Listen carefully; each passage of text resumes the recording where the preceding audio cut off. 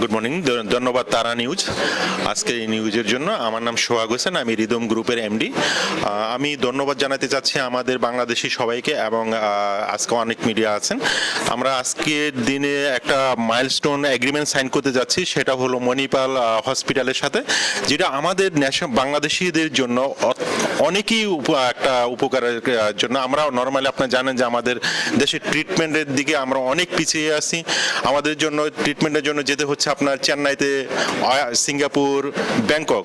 মণিপাল এমনই একটি হসপিটাল যাদের 46 hospital in the all over the India, even ক্যালকাটায়, মণিপাল, চেন্নাই, ওভারঅল প্রত্যেকটা স্টেটে ওদের আছে। তো যেই কারণে ওনারাও বাংলাদেশের সাথে আমাদের এই এগ্রিমেন্টটা সাইন আজকে হবে ইনশাল্লাহ।